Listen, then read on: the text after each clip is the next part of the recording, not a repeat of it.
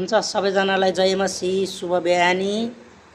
आज म रोमी 14 को 14 सम्मै 1 देखि 14 सम्मै पढ्न गइरहेको छु। नै यो वचनमा कुनै पढ्दाखेरि गल्ती भुल भयो भने माफ गर्नु होला। दुर्बल र बलवान लेखिएको छ। विश्वासमा कमजोर हुने मानिसलाई ग्रहण गर, तर उसको मत सम्बन्धी कुरामा वाद विवाद नगर। गर्नलाई होइन। कसैले सबै थोक खाना हुन्छ भनी विश्वास गर्छ, तर विश्वासमा कमजोर हुनेले चाहिँ साग सब्जी मात्र खान्छ।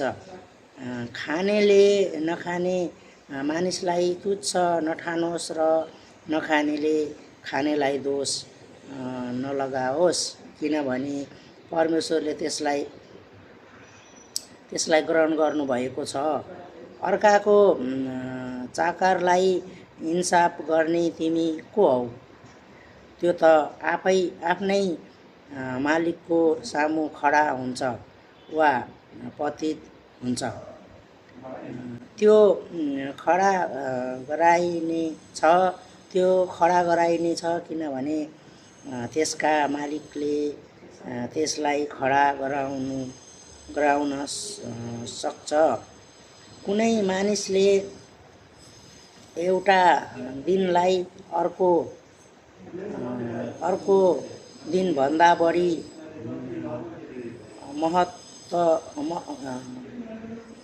महत्त्वको मान्छ।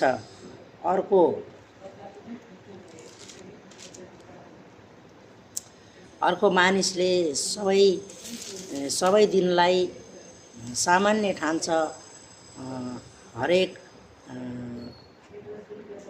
हरेक मानिस आफ्नै मनमा पूर्ण रूपले निश्चित हुनुपर्छ। जुन व्यक्तिले कुनै दिनलाई विशेष रूपले पालन गर्छ, त्यसले प्रभुको आदरको निम्ति पालन गर्छ।